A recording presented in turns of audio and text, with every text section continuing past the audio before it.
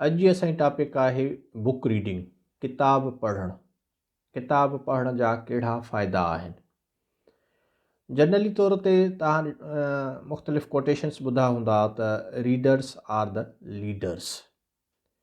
माना जेके लीडर हूंदा आहिनि उहे बेसिकली हिकिड़ा सुठा रीडर हूंदा आहिनि, या रीडर ई जेको आहे हिकिड़ो सुठो लीडर साबित थी सघे थो।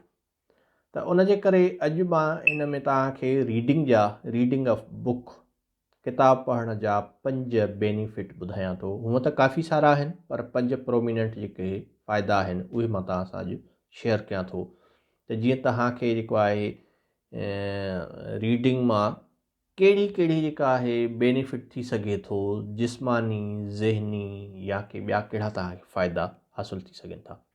त सभ खां पहिरियों आहे reading improves your mental health. हाणे ॾिसो, जीअं जेको आहे असां एक्सरसाइज़ कंदा आहियूं, फिज़िकल एक्सरसाइज़, वॉक कंदा आहियूं या ॿी, त उन सां जेको आहे असांजी बॉडी ते हिकिड़ा पॉज़िटिव असरात पवंदा आहिनि। उन जा जेको आहे सुठा असरात पवंदा आहिनि असांजे जिस्म ते, माना बॉडी ते। त साॻे तरीक़े सां जॾहिं असां रीडिंग कंदा आहियूं त उन जा पॉज़िटिव असरात पवंदा आहिनि असांजे माइंड ते। त असांजो दिमाग़ु एक्टिव थींदो आहे। नॉर्मली तौर ते जॾहिं तव्हां पढ़ंदव का नई शइ त दिमाग़ु सोचणु शुरू कंदो, छो त लाइक मशीन आहे। हिकिड़ी नई मशीन हुजे, उनखे यूज़ न कजे त उहा यूज़लेस थी वेंदी आहे, उनखे यूज़ कजे त उहा बेनिफिशियल हूंदी आहे। त साॻे तरीक़े सां दिमाग़ खे बि जीअं ई जेको आहे रीडिंग कंदासीं त उहो यूज़ थींदो, उहो एक्टिव थींदो, त उन सां असांजी मेंटल हेल्थ बहितरु थींदी।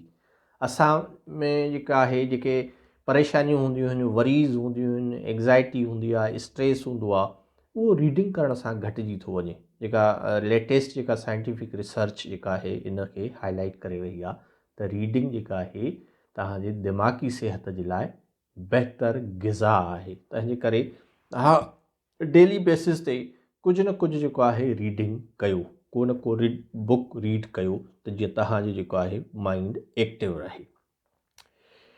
ॿी जेका पॉइंट आहे, रीडिंग इम्प्रूव्स योर एम्पथी या सिंपथी, तव्हां ॿियनि लफ़्ज़नि में चओ। हाणे बेसिकली इहा छा आहे, माना उहा असांखे एम्पैथाइज़ कीअं थी करे रीडिंग। जॾहिं असां को बुक पढ़ंदा आहियूं, को नॉवल पढ़ंदा आहियूं, को फिक्शन पढ़ंदा आहियूं, का स्टोरी पढ़ंदा आहियूं कंहिंजे माण्हू जे बारे में, कंहिं पर्सन जे बारे में, त बेसिकली असां हिकिड़ो बीइंग अ ह्यूमन, असांजा हिकिड़ा एहसासात डेवलप थींदा आहिनि।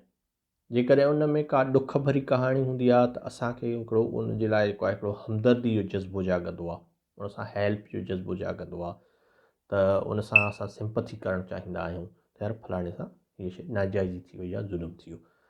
त माना ॿिए जा ॾुख, दर्द, तकलीफ़ूं, पीड़ाऊं जेको आहे उन्हनि जी ख़बर थी पए त असां में हिकिड़ो एहसासु थो जाॻे ॿियनि जी हेल्प करण जो, ॿियनि जी मदद करण जो, ॿियनि सां बहितरु वर्ताव करण जे लाइ असां में हिकिड़ो सेंस डेवलप थो थिए। उहो असांखे जेको आहे मुआशिरे में बि कमु ईंदो, पंहिंजे इर्द गिर्द बि कमु ईंदो, फैमिली बि कमु ईंदो, वर्क प्लेस ते बि कमु ईंदो, ऐं असांजे एज़ अ सोसाइटी बि जेको आहे हुनजो हिकिड़ो पॉज़िटिव इम्पैक्ट पवंदो आहे। त असां में हिकिड़ी जेके इमोशन्स आहिनि, असांजी फीलिंग्स आहिनि, उहे ॿियनि जे लाइ हिकिड़ो बहितरु साबित थी सघनि थियूं ऐं ॿियनि जे लाइ काराइता थी सघूं था। टी पॉइंट आहे त reading help you to learn from the mistakes of others. हाणे ॾिसो, ज़्यादातर जेको आहे असां पंहिंजी ज़िंदगी में हर कमु त नथा करे सघूं, हर एक्सपीरियंस नथा करे सघूं। जेकॾहिं ईअं हुजे त पोइ त ज़िंदगी काफ़ी जेका आहे हिकु ज़िंदगी घटि आहे। त उन जे लाइ छा आहे त जीअं असां ऑटोबायोग्राफीज़ आहिनि या बायोग्राफीज़ आहिनि, असां कंहिं प्रोमिनेंट माण्हुनि जो पढ़ूं था, के हिकिड़ा कामयाबु शख़्स आहिनि, उहे कीअं कामयाबु थिया, उन्हनि कहिड़ी जेको आहे मुश्किलातूं पार करे हिते पहुता, उन्हनि खे कहिड़ा कहिड़ा ऑब्स्टिकल्स जेको आहे रस्ते में आया, हिंड्रेंसिस आयूं, उन्हनि खे उन्हनि कीअं डील कयो, उन्हनि सफ़रनि जे दौरान हुन खां कहिड़ियूं ग़लतियूं थियूं, जेकॾहिं उहे न कनि हा त उहो केतिरो अॻिते वधी वञनि हा। त माना इन सां असां जेको आहे जेके बि मिसाल हिकिड़ो वॾा वॾा स्कॉलर आहिनि, वॾा वॾा साइंटिस्ट आहिनि, वॾा वॾा सियासतदान आहिनि, या कामयाबु बिज़नेसमैन आहिनि, उन शख़्सनि जी जेकॾहिं असां बायोग्राफ़ीज़ पढ़ंदासीं, ऑटोबायोग्राफ़ीज़ पढ़ंदासीं, त उन सां उन्हनि जी लाइफ में बि असांखे माना हिकिड़ो जांचण जी नज़र विझण जी या उन में गो थ्रू थियण जो असांखे मौक़ो मिलंदो त हुननि ज़िंदगी कीअं गुज़ारी, कहिड़े नमूने गुज़ारी, त उन्हनि मां असांखे हिकिड़ा नवां लेसन मिली सघनि था जेके असांजे लाइ हेल्पफुल थी सघनि था त असांखे ज़िंदगी में कीअं करणु घुरिजे ऐं कहिड़ियूं शयूं अवॉइड करणु घुरिजनि ऐं कहिड़ियूं शयूं एडॉप्ट करणु घुरिजनि। उन खां ॿी जेका अहम पॉइंट आहे, जेका चोथीं पॉइंट आहे, उहा तव्हांजी इम्प्रूव कंदी रीडिंग जेका आहे कम्युनिकेशन स्किल्स खे। हाणे ॾिसो, जॾहिं असां रीडिंग कंदासीं, उहा चाहे कहिड़ी बि मीडियम में हुजे, उहा जेकॾहिं असां लैंग्वेज इंग्लिश था पढ़ूं त अंडरस्टूड आहे त उतां असांखे नई वोकेबलरी मिलंदी, नवां लफ़्ज़ असां सिखंदासीं, उन्हनि जी माना सिखंदासीं, उन रीडिंग जो स्टाइल असां एडॉप्ट कंदासीं जेको असांखे लिखण में हेल्प कंदो, उन जो ग्रामर जो स्ट्रक्चर असांखे ख़बर पवंदी। या जेकॾहिं असां उर्दू में था रीडिंग कयूं त असांखे उते उर्दू जी जेको आहे हिकिड़ो नओं ज़ख़ीरो ईंदो लफ़्ज़नि जो। जेकॾहिं असां सिंधी में रीडिंग था कयूं त असांखे सिंधी जो नओं ज़ख़ीरो ईंदो। छो त ॾिसो, मिसाल हिकिड़ो मां तव्हांखे ॾियां जेको आहे, त मां काफ़ी शयूं ऑब्ज़र्व कयूं आहिनि त सोशल मीडिया ते काफ़ी माण्हू, पढ़िया लिखिया माण्हू, जॾहिं सिंधी में लिखनि था, अंग्रेजी त परे जी ॻाल्हि आहे, मां सिंधी जी थो अचां, त उहो काफ़ी सारा जेको आहे लफ़्ज़ ग़लति था लिखनि उन ते सोशल मीडिया ते सिंधी में, इवन दो के उहे सुठा क्वालिफाइड माण्हू पढ़ियल लिखियल आहिनि। हाणे उन जी जेका आहे वजह कहिड़ी आहे? उन जी वजह इहा आहे त उहो सिंधी रीडिंग नथा करनि, उन जे करे उन्हनि जूं उहे मिस्टेक्स जेको आहे बरक़रार आहिनि, उहे दुरुस्त नथियूं थियनि। त उन जे करे असांखे जेका आहे माना रीडिंग कम्युनिकेशन जेका स्किल्स आहिनि असांजूं जेके वीक आहिनि, उहे बि स्ट्रांग करण में, बिल्ट करण में हेल्प कंदी आहे।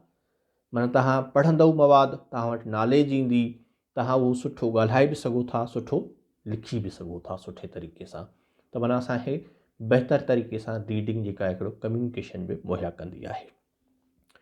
लास्ट जेका पॉइंट आहे, रीडिंग जेका हिकिड़ो ग्रेट सोर्स ऑफ इंजॉयमेंट बि आहे। मिसाल हिकिड़ो असां कहाणी आहे, ड्रामो आहे, नाविल आहे, या जेको इंट्रस्ट ऑफ का ॿी शइ आहे, जेकॾहिं असां पढ़ूं था त असांखे उन मां जेको आहे हिकिड़ी इंजॉयमेंट बि मिले थी, माना पीस ऑफ माइंड बि थिए थो, असां मुतमइन थियूं था। उन में असांखे जेको आहे हिकिड़ो कॉमेडी आहे, असांखे समटाइम लाइट मूड आहे, समटाइम सीरियस आहे, त उन्हनि शयुनि सां बि असांखे जेको आहे त हिकिड़ी हेल्प थी सघे थी। त एज़ अ रिज़ल्ट माना रीडिंग असांजे लाइ या ह्यूमन नेचर जे लाइ या ह्यूमन जे लाइ हिकु बहितरीनु ज़रियो आहे इंटरटेनमेंट जो, कम्युनिकेशन स्किल्स खे वधाइण जो, ॿियनि जे ग़लतियुनि मां सिखण जो, ॿियनि सां हमदर्दी वारो जज़्बो जॻाइण जे लाइ, ऐं ख़ासि तौर ते जेको आहे त दिमाग़ी सिहत जे लाइ। छो त जीअं मिसाल मां ॾिनो त जीअं एक्सरसाइज़ जेको आहे हूंदी आहे जिस्म जे लाइ, त रीडिंग बि दिमाग़ जी हिकु एक्सरसाइज़ आहे। रीडिंग कंदासीं त दिमाग़ बि एक्टिव रहंदो आहे। Thank U very much, have a wonderful time. जेकॾहिं को तव्हांखे हिन सां को कमेंट, को क्वेश्चन हुजे